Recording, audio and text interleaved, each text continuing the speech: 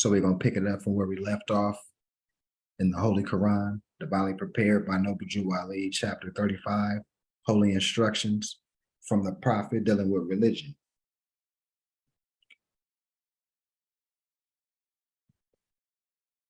There is but one Allah, the author, the creator, the governor of the world, almighty, eternal, the incomprehensible. The Son is not Allah, though his noblest image. So the Son is not Allah, though his noblest image. He enlighteneth the world with his brightness. His warmth giveth life to the products of the earth.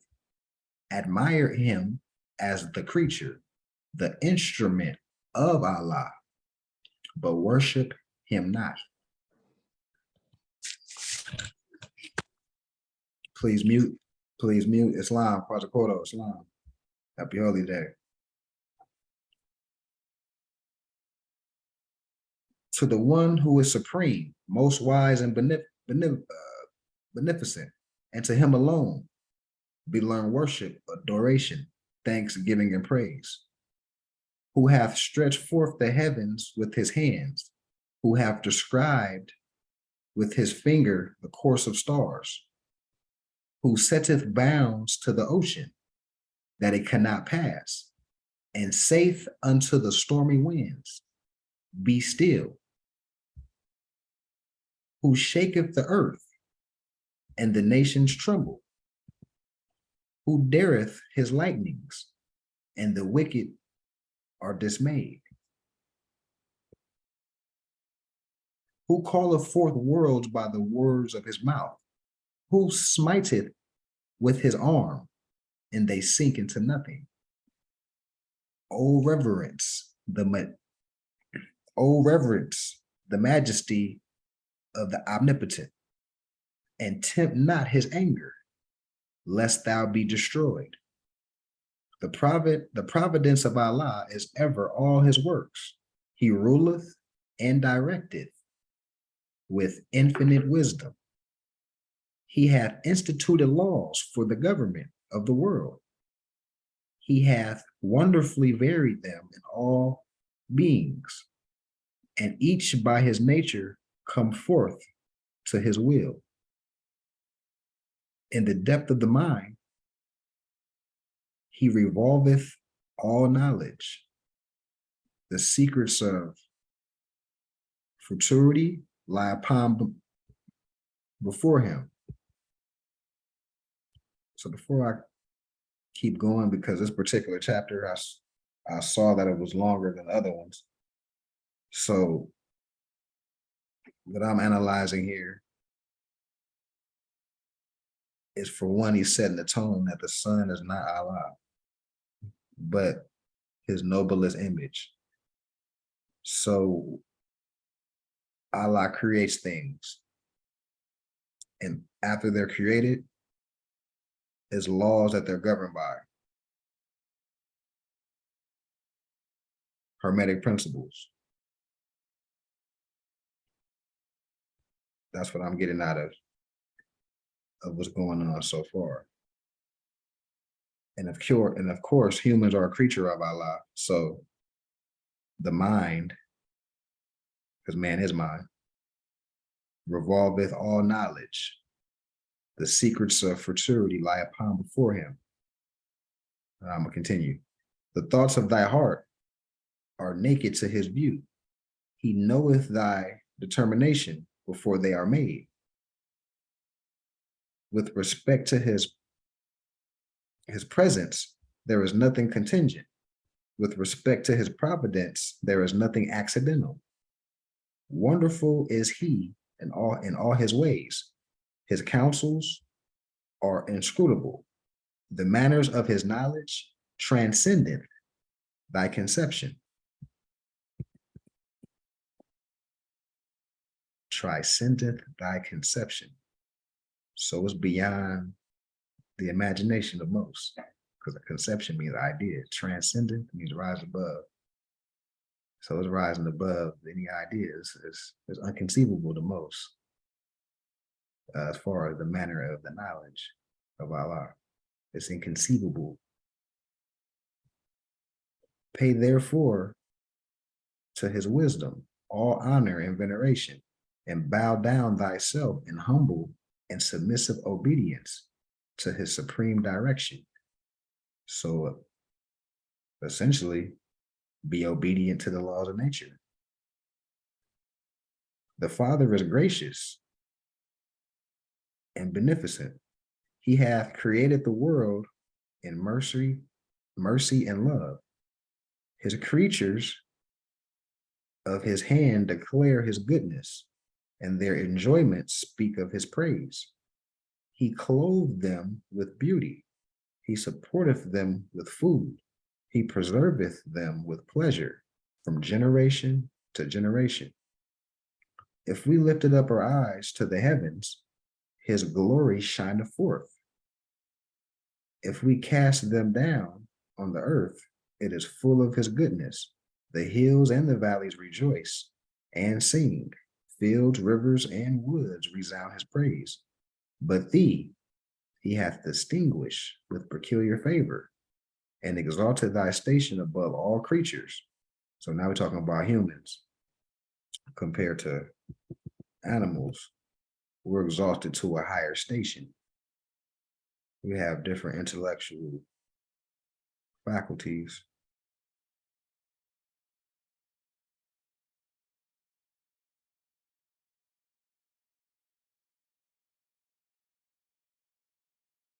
But thee he hath imbued thee with reason. So that's one of the reasoning different.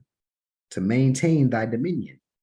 He hath fitted thee with language to improve thy society. That distinguishes humans from animals. And exalted thy mind with the powers of meditation to contemplate and adore his inimitable perfections. Meditate on your powers that you have. Meditate and make them stronger. Islam, Mobitis, Jalisa, happy holy day. Happy holy day. So, and in the laws he hath ordained as the rule of life. So kindly hath he united thy duty to thy nature that obedience to his precepts is happiness to thyself. Happiness to thyself, or being happy. In order for that, because if you're saying you're happy, every day, months going by, years going by, you just saying it, you happy, right? If that's the case, 9 times out of 10, you're obedient to nature. You've been obedient to nature. You've been being good-hearted. That's being reciprocated. People coming back to you. People want to deal with you. You creating a reputation as the months, days, and years go by of, letting that love vibration be evident, because that's one of the pillars of the Venus, star in our flag. That's one of the pillars that we're living by. So that would definitely resonate when people see you before you even open your mouth, right?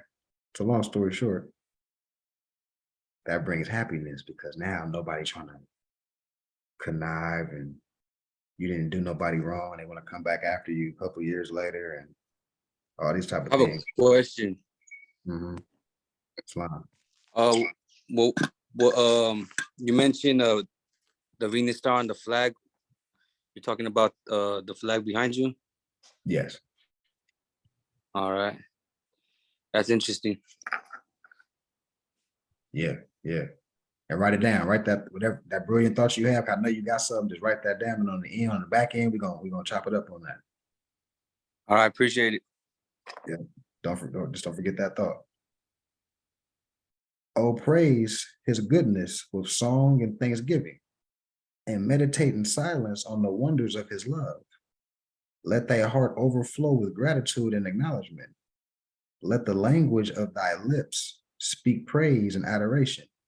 Let the actions of thy life show thy love to his law. Allah is just and righteous and will judge the earth with equity and truth. Hath he established his laws in goodness and mercy, and shall he not punish the transgressors thereof? So shouldn't he punish the transgressors of people violating the love principle? I know Islam, happy holy day. Shouldn't that be, Peace shouldn't is that Islam?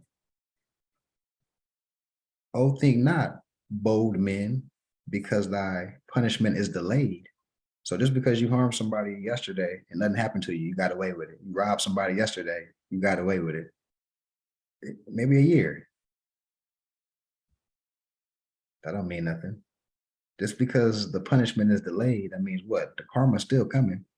You're looking over your back. You don't know when it's coming. You know deep down inside it's coming. You've been doing too many people wrong, man. Like 5, 6 people. Years going by, you're like, man, and things can happen. Like you never know. You could be another town, another city, somebody you did wrong pop up on you. You know what I mean?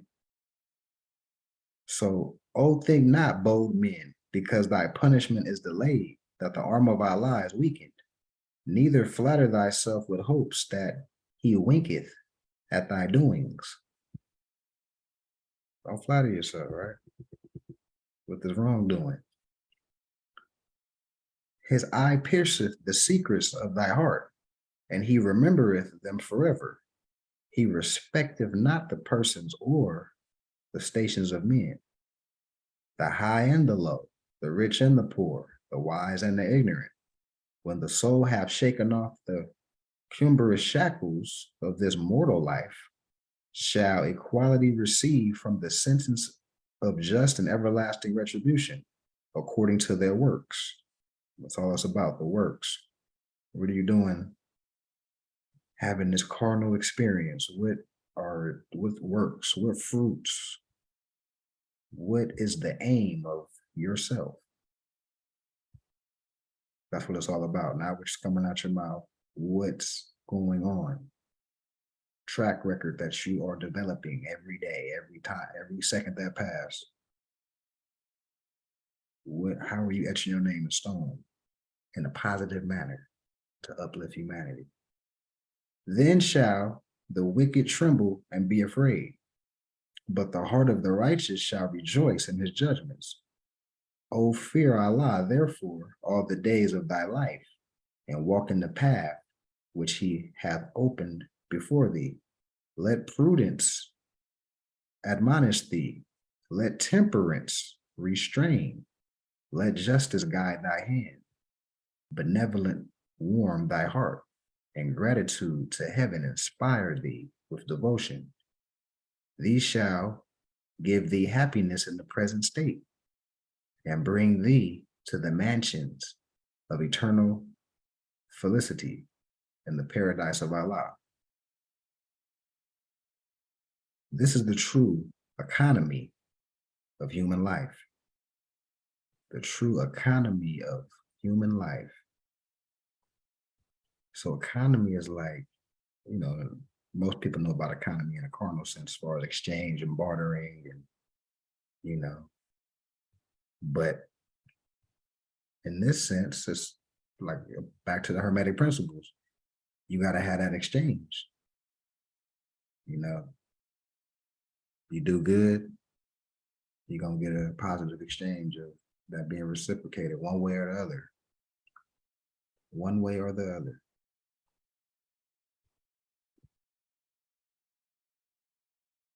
Anybody want to give any thoughts on this? The Holy Quran piece before I transition into the astro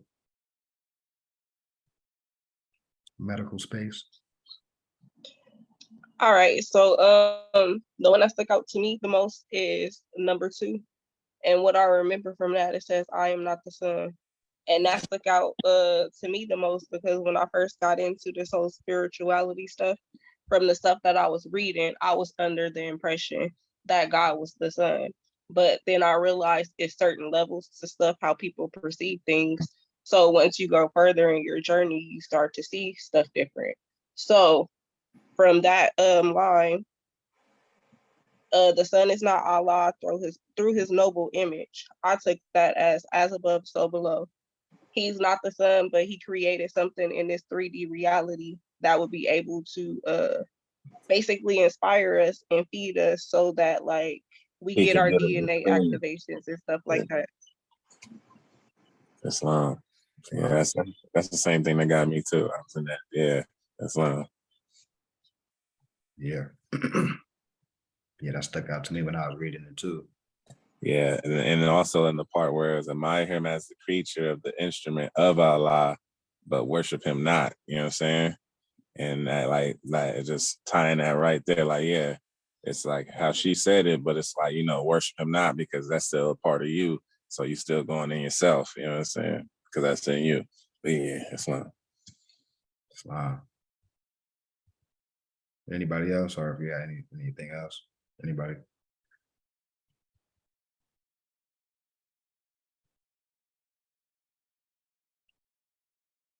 All right. So we're going to transition to Astro Diagnosis, A Guide to Healing by Max Hiendale and Augusta Foss Hiendale. Modern European. Actually, see, they part of the Rosicrucian order here. Actually, they Oceanside, it's not about an hour away.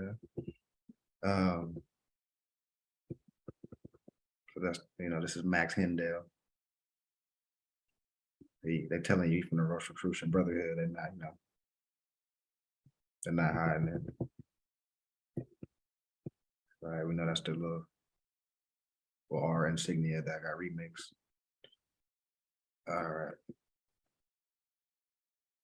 I'm going to the I'm sorry to cut you off, but can you scroll back to that picture? Which one, the cross? Yeah.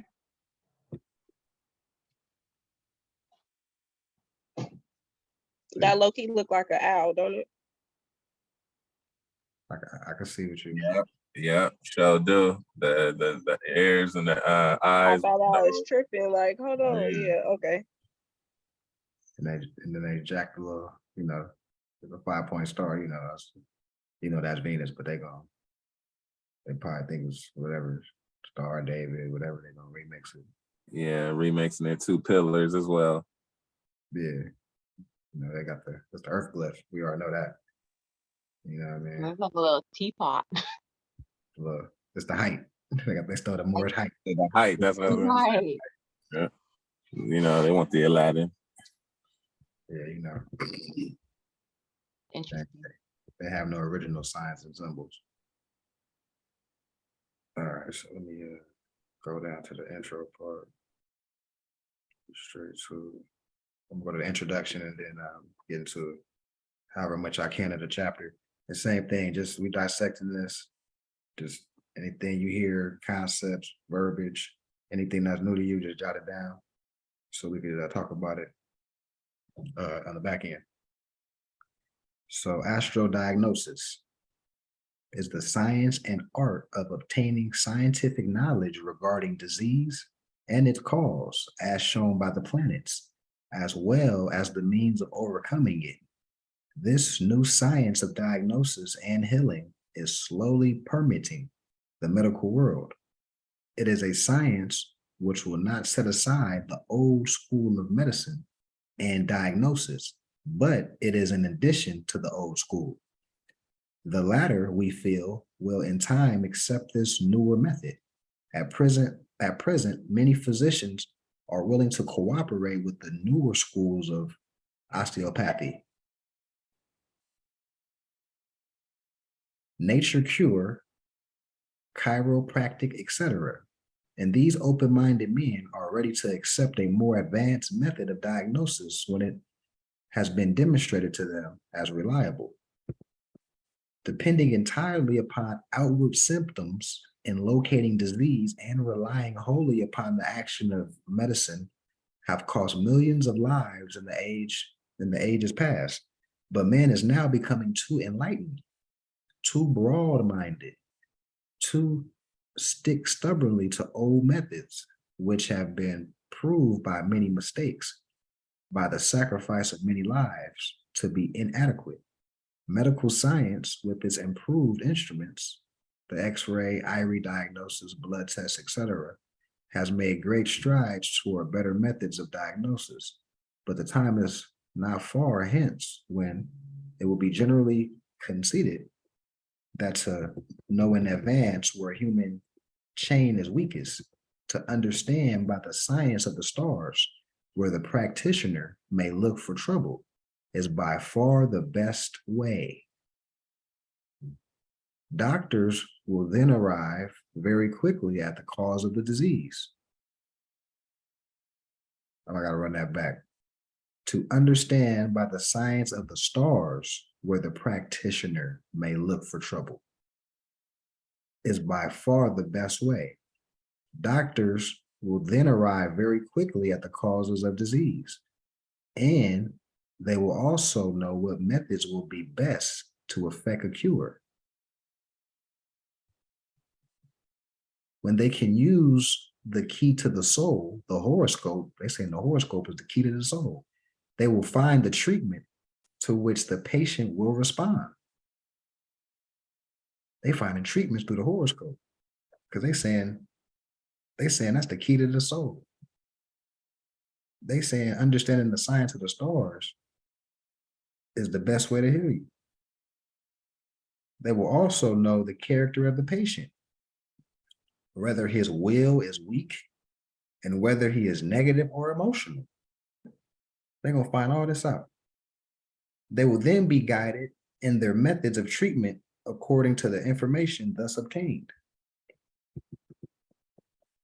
Disease may be classed under two heads, latent and active. So latent is like dormant, like inactive, sleep, but it's still there, but it's just not active.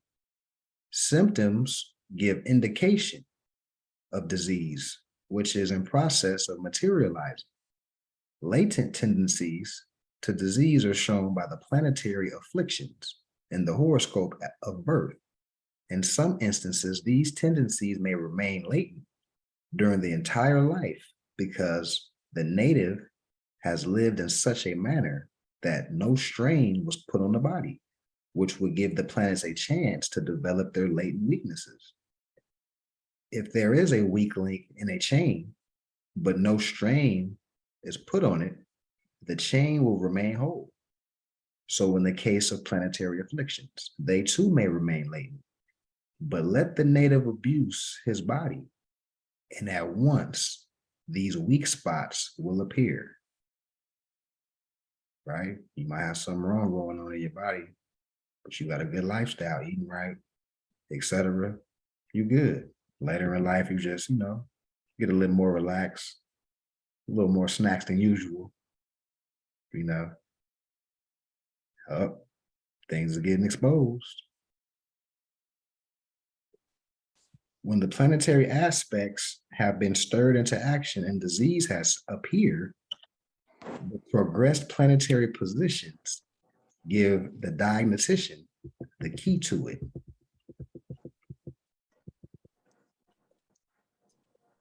When the medical men, the scientists, the occult scientists, and the astrologers have reached a friendly understanding, when the budding discoveries and the broader thoughts of man are no longer at variance with each other, then humanity will know the terrors and pain of the operating room are things of the past. Then buoyant health will be universally enjoyed, for mankind will be taught how to live in order to avoid suffering. The doctors will just be as anxious to keep people well as they know or to help them to recover from disease. The time is not far hence, we believe, when the government will feel the necessity of paying doctors a yearly salary to teach the people how to avoid pitfalls which lead to disease. So that was just the intro. He's laying the foundation of how the planetary and, astrology, cosmology, and knowing your sign lays the foundation on how to even start the healing process. So before we get into a little chapter 1, let y'all see where it's at with the table of contents. Heavy. Right, so you see where it's at. Pop off chapter 1. Islam Khalil, happy holy day. Islam, happy holiday. Islam. Heart, kidney. Islam, stomach, happy blood holiday. vessels. Look how specific they getting. It's all the chapters. Look how to cure Wow, for they get all real this. specific. Yeah, cures for all this. Cosmologically. Spinal trouble, gallstones, Do leprosy. you have a copy of this as a PDF? Yeah, it's a PDF. Yeah. So you just search it online, or you have it? I was given a drive. But yeah, so it had a bunch of little PDFs in it. But I didn't Google. If you don't mind, I'd like a copy of this. Okay. Yeah, I got you. Sure. So this will be chapter 1. And once again, please take notes on, because it just helps us all kind of tackle all this information better. Chapter 1. The anatomical and physiological properties of the signs. Aries. When Aries, which has rule over the head, is on the ascendant, we have a person whose actions are impulsive and aggressive. He acts and speaks quickly. An excess of life force is generated by these people. This is intensified when the dynamic Mars, which is the ruler of Aries, is also in Aries on the ascendant, or when the life-giving sun is there. When these planets add their vital energies to the ascendant, we have a person who is very apt to dissipate his forces. People who express Aries very strongly are apt to be quick of temper, of an explosive kind, but will not hold spite. Those with Aries on the ascendant or with the sun or Mars there are quick to anger, but also ready to forgive. Aries rules the head, the cerebral hemispheres of the brain, the upper jaw, the eyes, and the face. The nose, however, is ruled by the martial sign of Scorpio. Aries is not dry and inflammatory. Aries people with a slight cold or disturbance of health may have a very high temperature. In illness, their fever will often be from 3 to 4 degrees higher than that of the persons born under the watery or airy signs.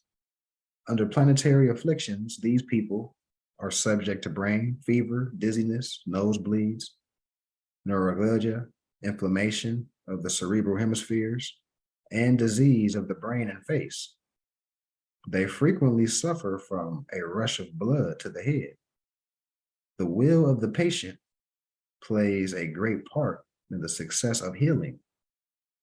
People under positive signs are most likely to respond, for they make personal effort to help the healer, while negative sign people are prone to follow the line of least resistance and to be neglectful in following the instructions of the healer. That's interesting. Taurus. Taurus has rule over the region of the neck, the ears, palate, larynx, tonsils, thyroid gland, lower jaw, occipital region, cerebellum, atlas, and cervical vertebrae, vocal cords, carotid arteries, jugular vein, and pharynx. The Taurian is very stubborn and tenacious. Taurus, being a negative sign, When a Taurian contracts a disease, he holds on to it tenaciously. He has great fear of sickness, and on account of his fear, he makes a poor doctor or nurse. Whereas the Arian, being under Aries, which is a positive sign, will go into a sick room without fear and quickly throw off the disease. If you have a patient who has Taurus rising or the sun in Taurus, never let him think he is much ill, for his fear of sickness will often bring on a spell of it. The Taurian has a tendency to take on flesh in middle life. Being short and thickest as a rule, he becomes very fleshly about the neck and base of the skull. This has a tendency to cause the swelling of glands, tonsillitis, quinsy, and various diseases of the organs of the neck. Also, polypi. That's very interesting. So that's like a placebo. You got to tell the tourists that there's nothing wrong with them. Y'all, you okay? Because their mind gonna go crazy. Word. Right. They like put a spell on themselves. That's crazy. That's interesting. Very interesting. Well, Gemini. Gemini has rule over the arms, hands, shoulders, lungs, thymus gland, upper ribs, trachea, bronchi, capillaries, breath, and oxygenation of the blood. The Gemini person is subject to nervous troubles. Gemini being one of the common signs, a person born with this sign rising is often very careless of his health and habits. And on this account, we find more tubercular patients among Gemini people than among people of any one of the other 11 signs. Gemini being classed among the positive signs, the Gemini person can, if he is given the least bit of help, often throw off a disease. The disease to which Gemini is most subject are pulmonary troubles, bronchitis, asthma, pneumonia, constipation, Pneumonia. thank you, constipation, pleurisy, and nervous disorders. Interesting. It's interesting, the concept of a positive and negative sign. I'd imagine that's like male and female. Cancer. When we have a horoscope to diagnose for one who has the watery and negative Cancer rising, we may look for one who is low in vitality, one who is very timid, yet loath to follow the advice of others.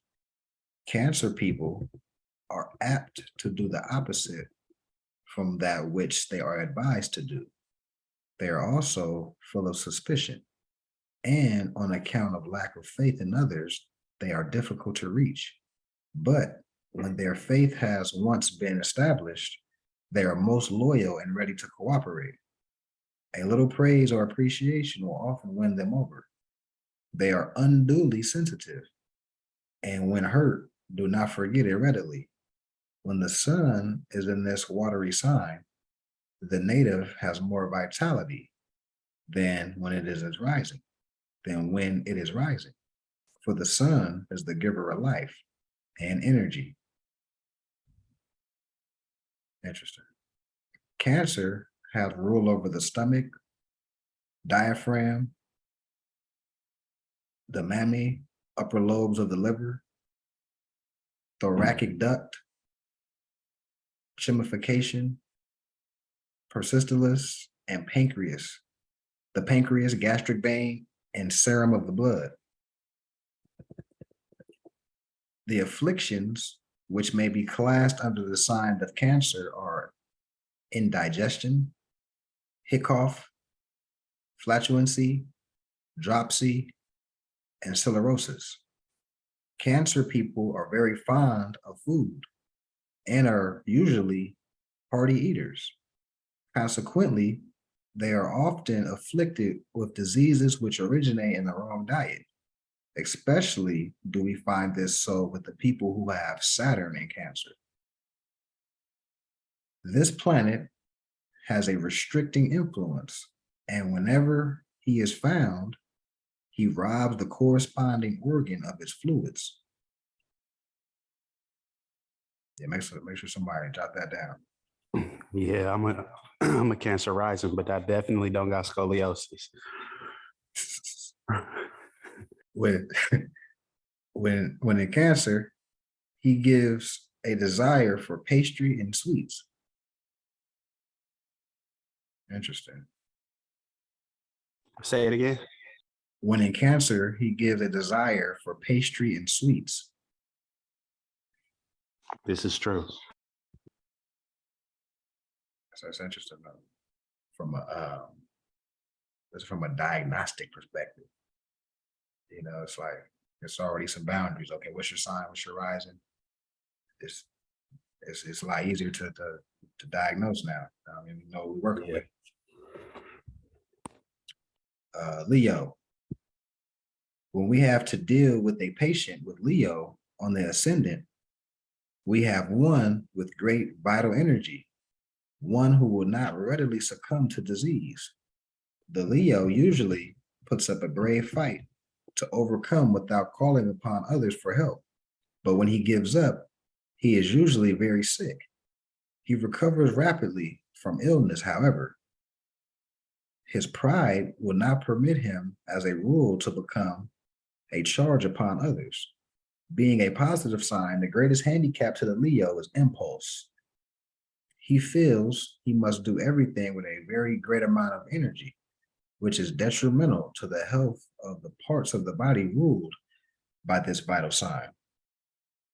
The heart, aorta, vena cava, dorsal region of the spine, and the spinal cord. So this is the second book talked about how the Leo need to calm down, because the other book was talking about they're prone to heart attacks. So, you know, it's cross-referencing on that tip. The sun, which is the giver of life. And this, I'm thinking about the Quran we just read, the Quran verse. It's the noblest image of Allah, right? So the sun, which is the life giver, rules the sign of Leo and also has rule over the vital etheric fluid coming through the spleen. So that fluid that's traveling up the spine, what they call a kundalini, it has two etheric fluids. One of them, back to the land of milk and honey, the gold sappy fluid will be parallel to being ruled by the sun, and then the milky substance would be the moon ruling that, and that's the milk.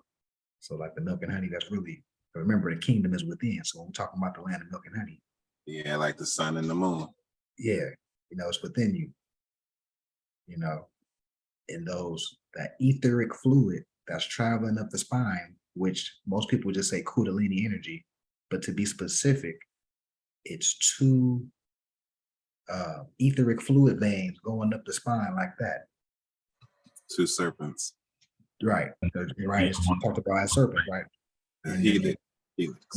And then they meet at a part of the brain, I believe it's the medulla oblongata, if I'm not mistaken.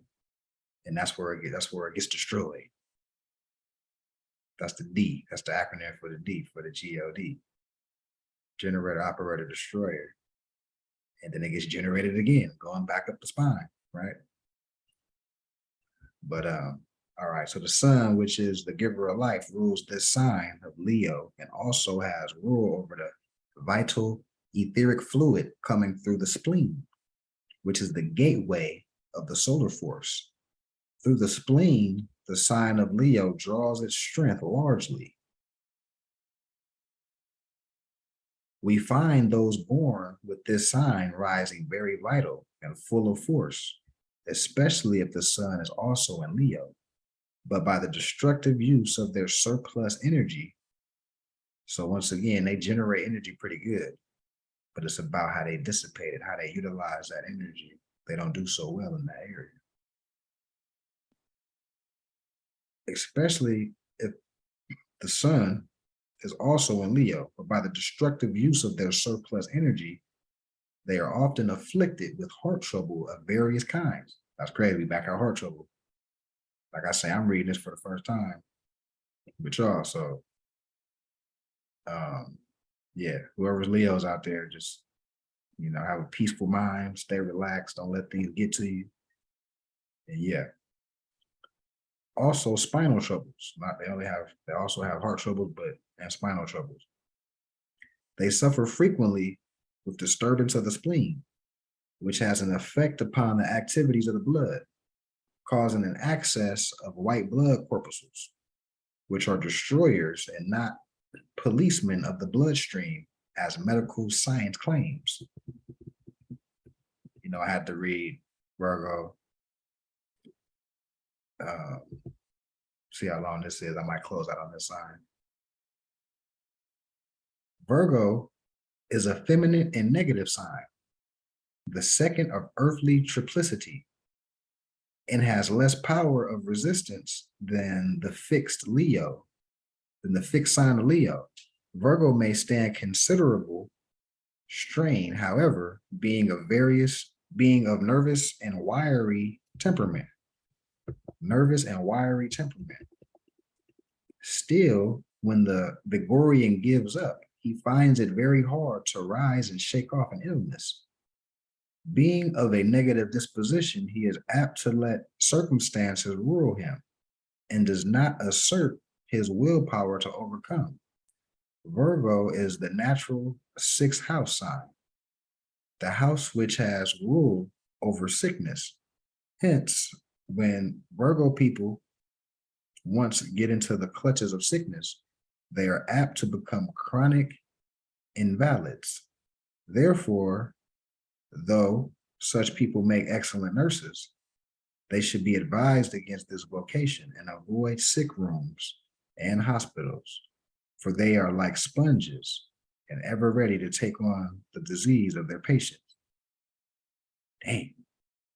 I gotta stay away from sick people. All across the board. Go back up a little bit to Virgo. See? What happened? No, I was trying to get it right there. Yep. Just a quick screenshot. Appreciate that. Thank you. Okay, slime.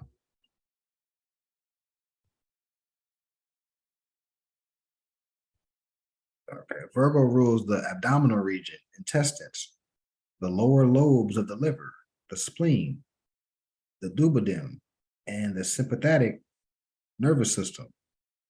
The afflictions, which may be classed under the sign of Virgo, are determined largely by the planets, which may be afflicted in this sign. Cramps in the intestines, wind, colic, malnutrition, diarrhea, constipation, peritonus, chlorhydria, dysentery, worms, cataract of the bowels, and appendixes may result from afflictions in Virgo. Damn. So that's the back to the benefic, and I can't think of the other side, but basically got the It said worms and what else? Diarrhea, constipation, cataract of bowels, all bowels, because like Virgo's in the intestines. Oh, yeah. Y'all got it bad on that one. But that's on the flip side though. That's the affliction. So if you're not taking care of yourself, because remember, it popped it off in the beginning as far as like we may have stuff latent or dormant, but it don't really matter if you live in a good lifestyle. But as soon as that gets interrupted, you start getting relaxed in your discipline or whatever. Right. Now, yeah, you're gonna fall victim. So everybody, like I say, it's not bad. Back to the higher self, lower self, none of those things. Lower self not necessarily bad, or Right. It's checks and balances because now you're gonna want to not get so lax because you ain't gonna want to feel like that no more. So it's like, okay, yeah, let me eat where my body feel good. You know what I'm saying? That's Right. Yeah. let's read all the signs so I can be fair. Libra. Libra is one of the signs wherein the sun is weak. The sun is symbolized by Samson, who is minus his strength for Delilah. The strength was of the locks, right? Delilah.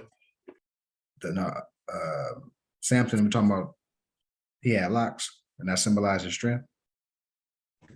Yeah, I was saying that the woman, her name was Delilah, Samson and Delilah, but yeah, he get his strength from his locks.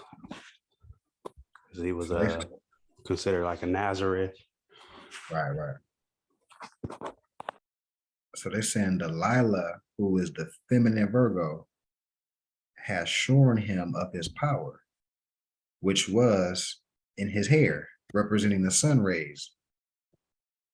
As the sun enters Libra, it changes from north to south declination.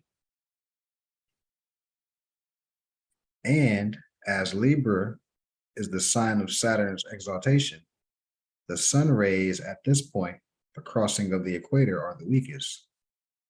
Libra people on this account are not always able to rise above physical conditions. Their moods waver, like the symbol which represents the sign, the scales. At one time, Librarians are up in the seventh heaven of happiness and optimism, but at the least mental disturbance, they may drop to the very bottom of being pessimistic and despair. Idealism is well developed in the Librarian. The Libran patient should, if possible, never be discouraged in whatever he has set his heart upon doing, for shatter his ideals, and down goes one side of the scales into the very deepest discouragement, which often causes ill health. The Libran should cultivate equilibrium or balance. Physiologically, this sign rules the kidneys, the lumbar region of the spine, the skin, the uterus, which are the tiny ducts running between the kidneys and the bladder, and the vasomotor system. The afflictions from which the Librian is most likely to suffer are Bright's disease, lumbago, disturbed urine. The disease depends greatly upon the planets afflicting. If Saturn, there is a scarcity of urine. If Jupiter, an excess of urine, etc. Nephritis, eczema, and diabetes are also diseases from which the Librian is likely to suffer.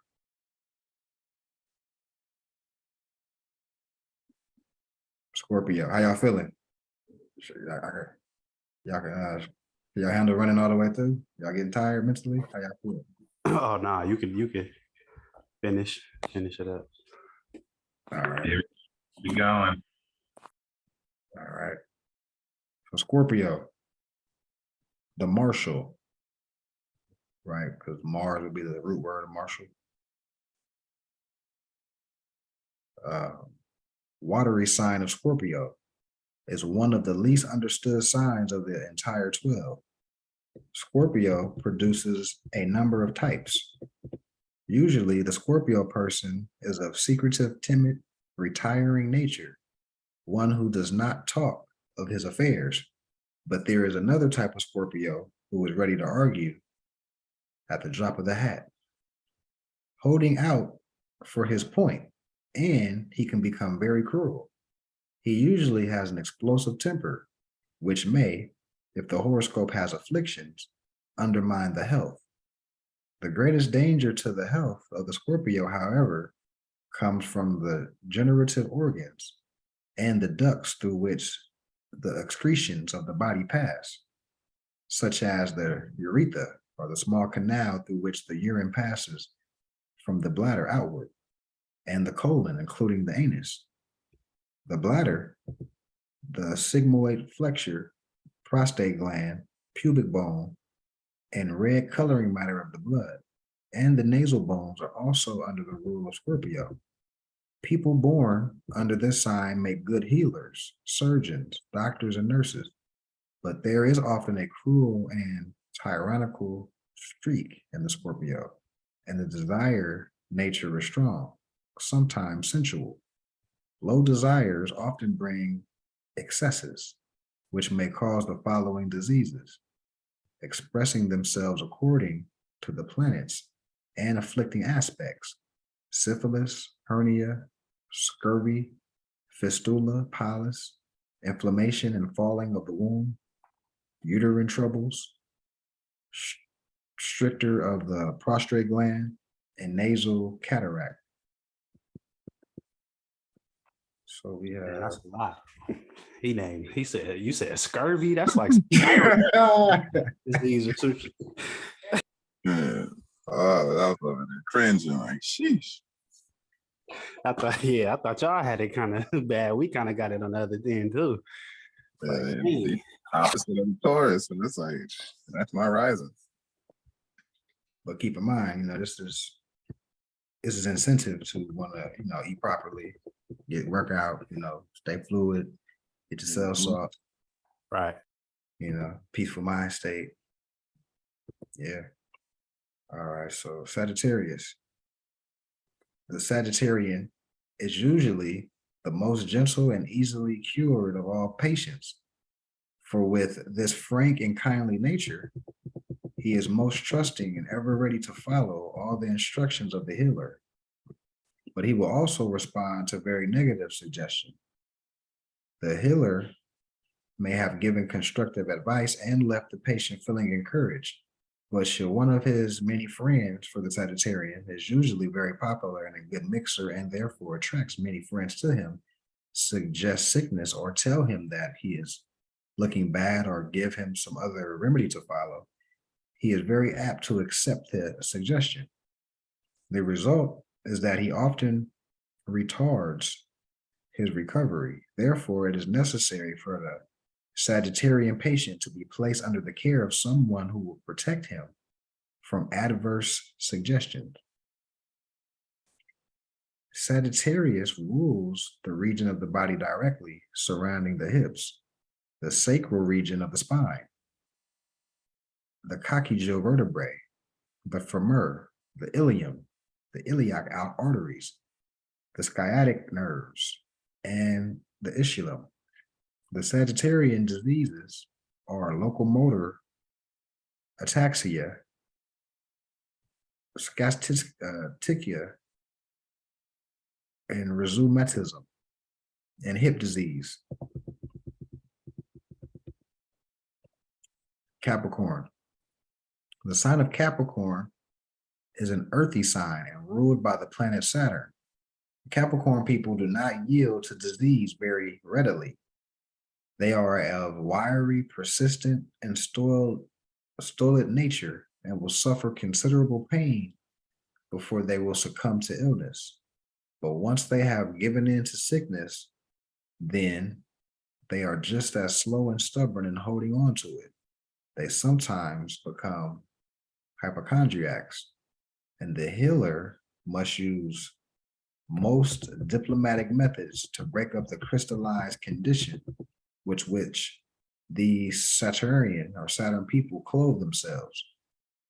The most unfortunate part of it is that if a Capricorn who is in this mental and physical state is aware that anyone is endeavoring or attempting to help them, he will resist help and close up against the friend who thus approaches him. Capricorn people are super sensitive and very retiring. They often form habits of entertaining gloom and despondency, which have a deteriorating effect upon the health. The sign of Capricorn has rule over the knees, the skin, the joints, and the hair.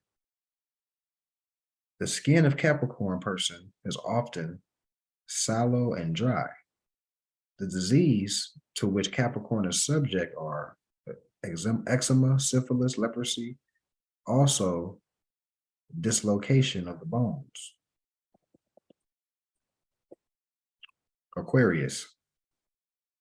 The fixed and Aries sign of Aquarius is under the rule of two planets, the melancholy, fearful, and over-anxious Saturn, which is ordinarily termed the planet of obstruction, and the impulsive, heedless emotion and hysterical Uranus, while Aquarius is a fixed sign which endows the native with a strong will. Still, when the Aquarian is afflicted by adverse aspects between certain planets, especially Saturn or Uranus, when they are strongly placed in the horoscope, he is prone to develop extreme gloom, pessimism, and sensitiveness, or he is rash and responds to the emotional Uranus.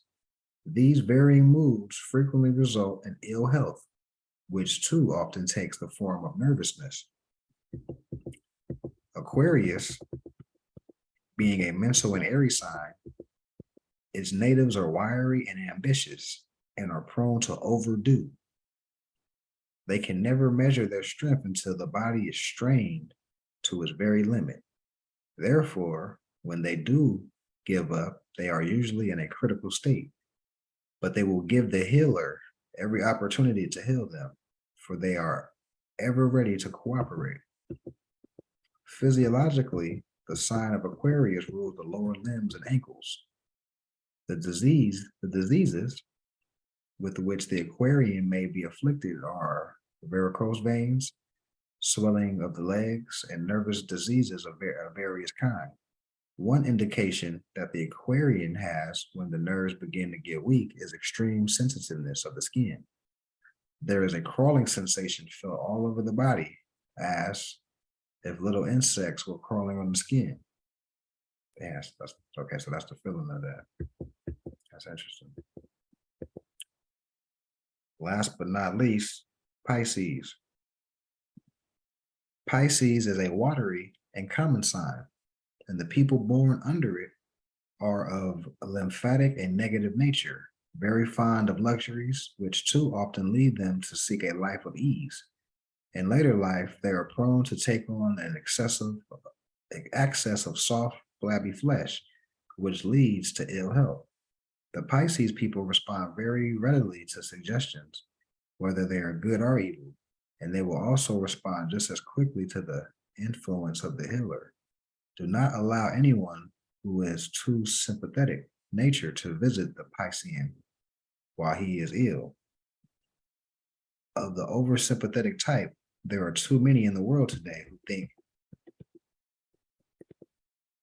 it is a social duty to call upon every sick friend and encourage the ailing one to talk about his disease, and then extend to him, oh, so much sympathy. The Piscean person will enjoy the visit of the sympathizer, but when the latter has gone, he usually has a relapse and must quickly send for the doctor or healer. He should be placed in a very cheerful room with a cheerful attendant and a sign on the door saying no sympathetic visitors allowed. The Piscean is prone to drift into the habit of drink and the use of narcotics, especially if we find an affliction of the moon and Neptune in the horoscope. Pisces rules the feet, the toes, and the fibrin of the blood. On account of the fondness for good food and an easy life, Piscean people are subject to gout and the swelling of the feet. All right, so we'll pick it back up next time on rulerships and qualities, autonomy and physiology correlated to the zodiac. All right. So yeah, I'm gonna open the floor to whoever got some notes that they jotted down, and yeah, go from there. Islam, everyone. I don't really have any notes, but I just think that this is very interesting. It's funny because I've been diving into the book, The Torch, and I got hooked on the astrology section, and it was just explaining how different salts, and I remember we talked about this in the past, different salts and stuff and how they regulate with our bodies depending on, you know, our sign. So Right. I just think it's really crazy that this was brought to my attention again. So it's something I know I need to really kind of focus more on, and not just for me, but also for my granny. So it was good. This was really interesting. That's fine. I'm glad you could. It was relatable, you know. Yeah. And it keeps popping up, so it's meant to be for you to get on this wave. Absolutely. Right, right. Anybody else? As above, so below, as in, as out. It's basically giving you the map on the outside that you should already know from the inside. It's a cheat code to the video game. So you get to know people, you get to know yourself, relationships, business, whatever you want. It's there. A lot of financial people use astrology throughout time to manifest in a big way. Yeah. Yeah. Anybody else? All right, so I actually took a lot of notes because this is what I study in the most. So a whole lot of stuff stood out to me. The first thing I think you said the horoscope is the key to the soul. So I Mhm. had to go bust out one of my old notebooks from when I had first started studying my birth chart. So one of the notes that I had wrote is your birth chart is your soul contract with Saturn, and Saturn is the gatekeeper. And then basically when you study your birth chart, it is like everything is already written, basically. And when you study your birth chart, it tells you how you need to maneuver through certain houses, through certain cycles, so that you're in alignment so you can make it to the next level. Like, it just highlights your path if you use it the correct way. Right. It's like your key card out the matrix type shit. Yeah. Yeah.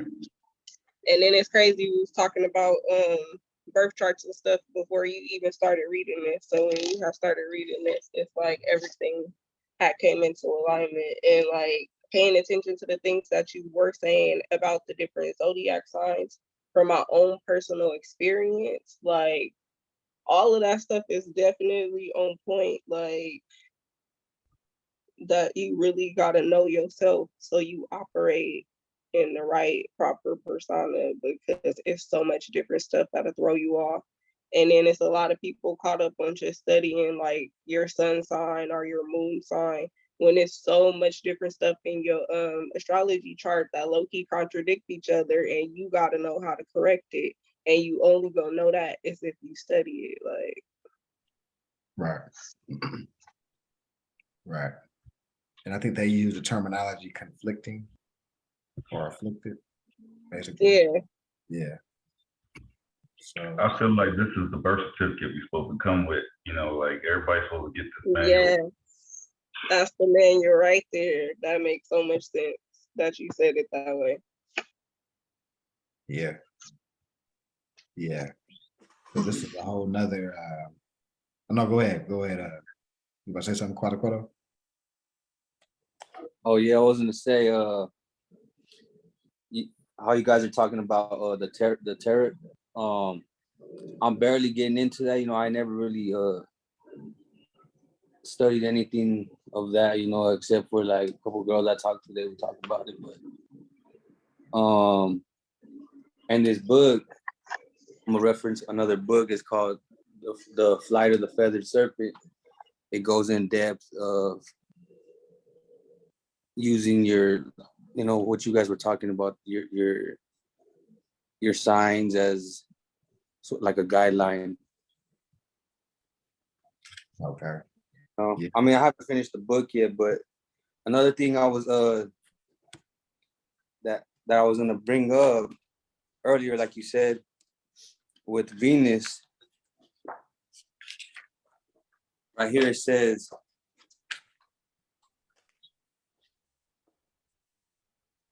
the feathered serpent as Lord of the dawning. The drawing is taken from the late Toltec work and has been translated, so to speak, into an image that with a little explanation can be understood by those not so familiar with the Maya iconography. Feathered serpent is pictured as the planet Venus when it rises ahead of the sun as the morning star. His face looks out of the mouth of the serpent.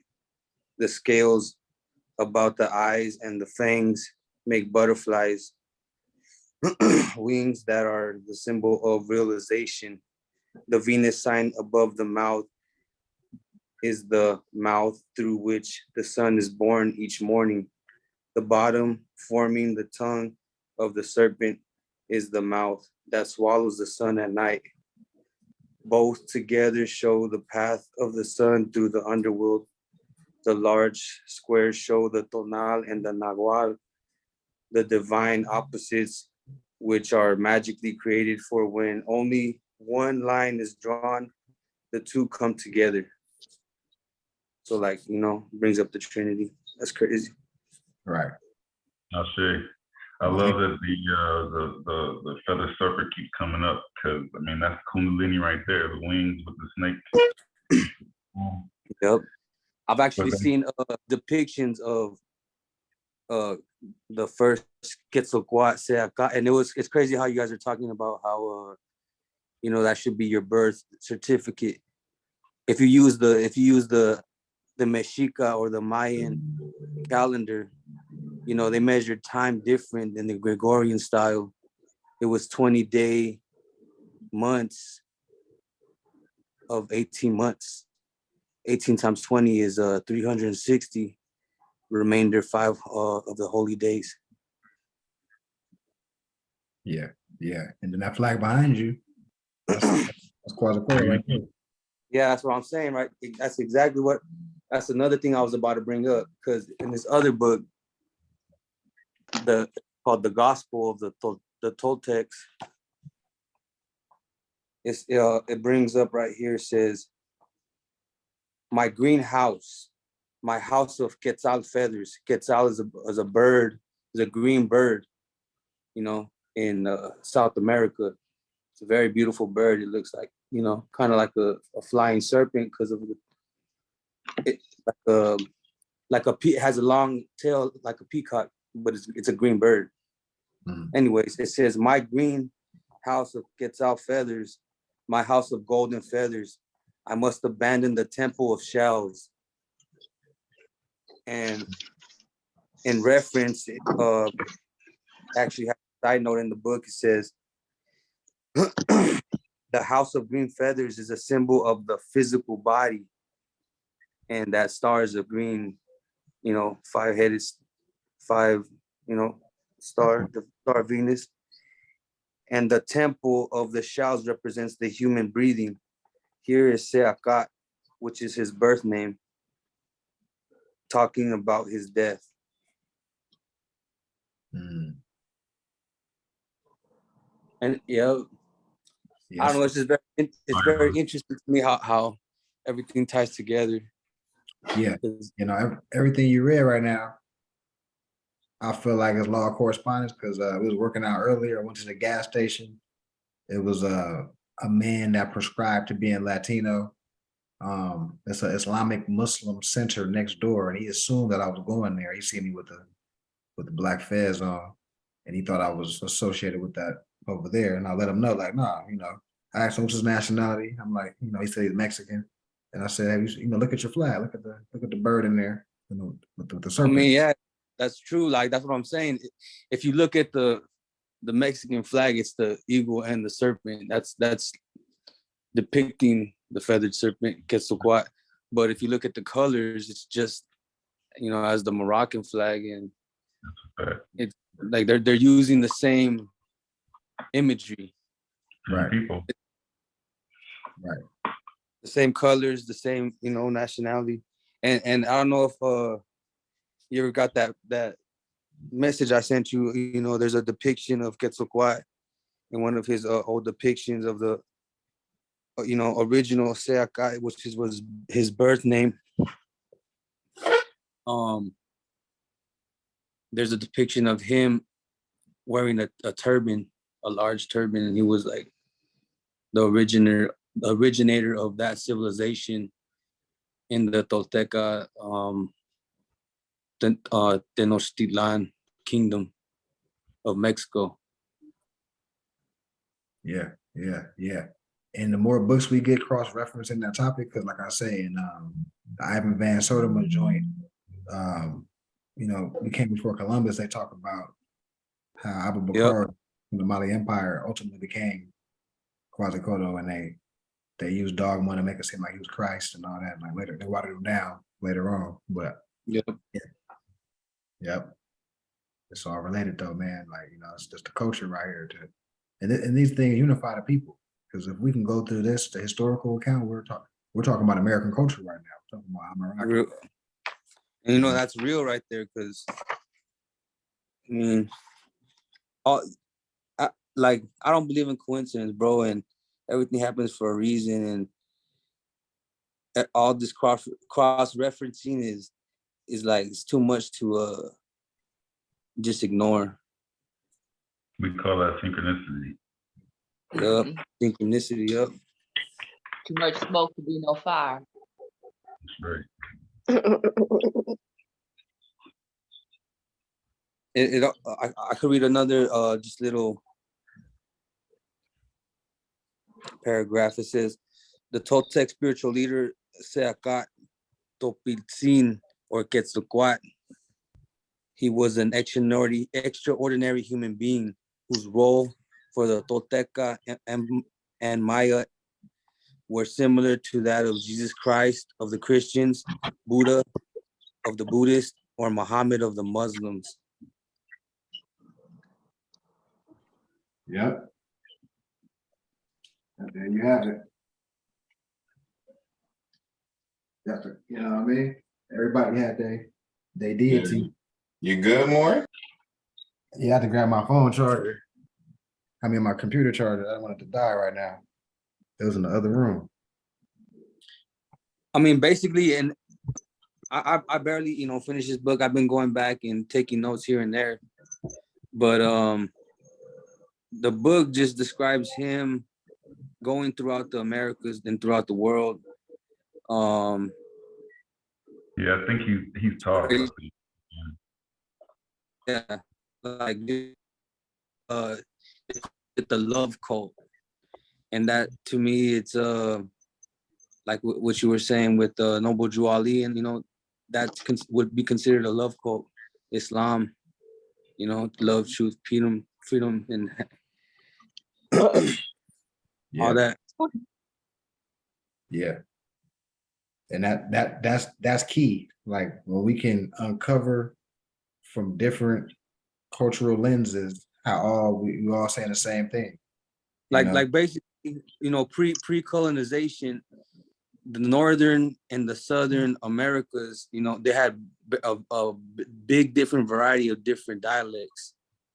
So, just from North Mexico to South Mexico, the Mayas speak a different dialect than the Mexica of the Nahuatl, but they were next door neighbors.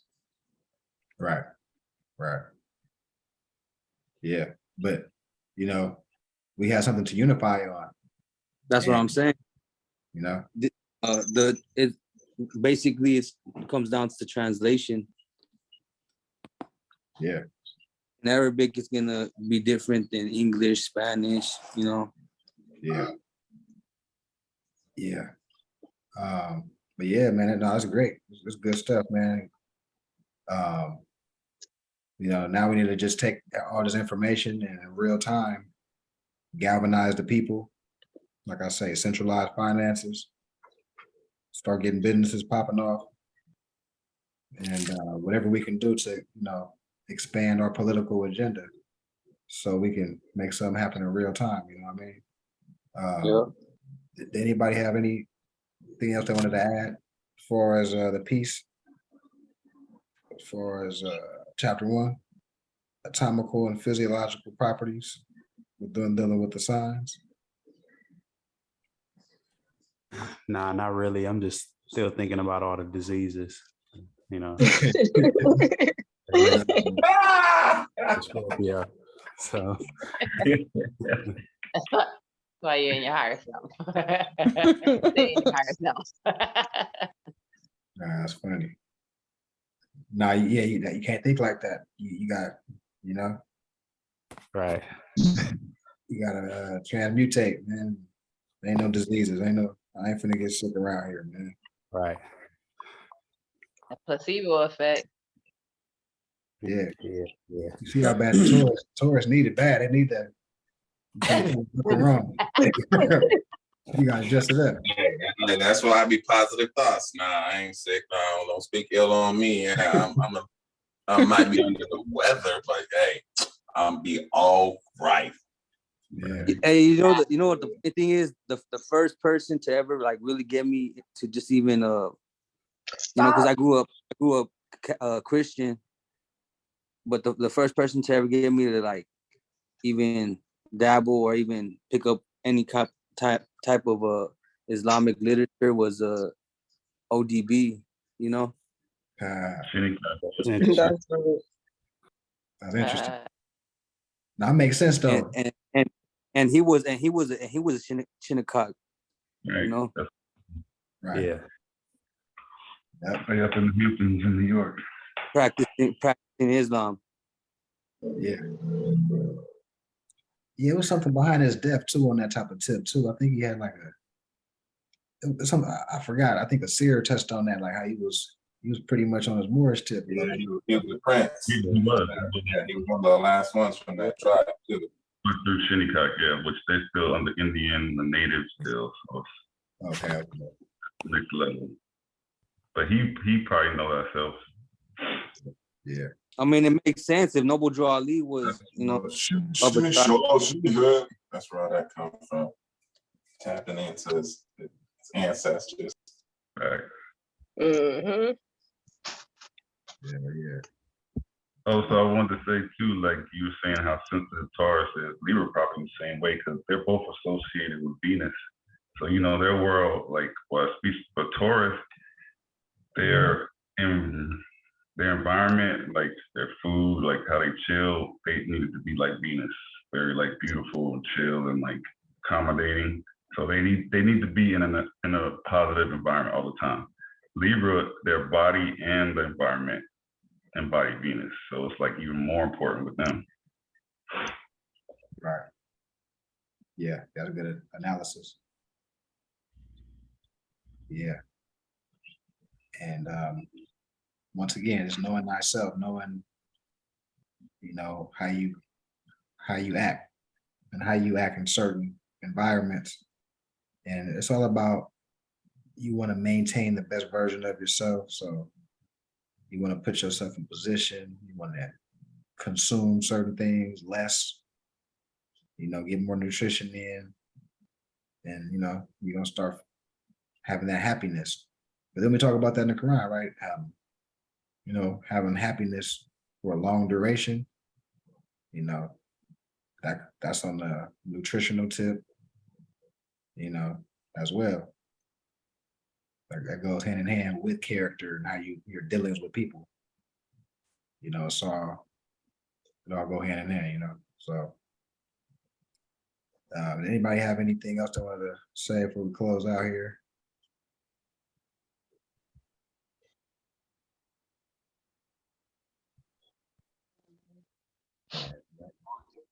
Well, Islam will be Winapero Beach, Long Beach.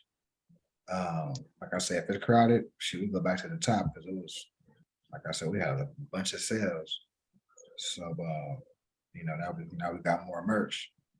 That's every other week though, right? That's the Oh theory. yeah.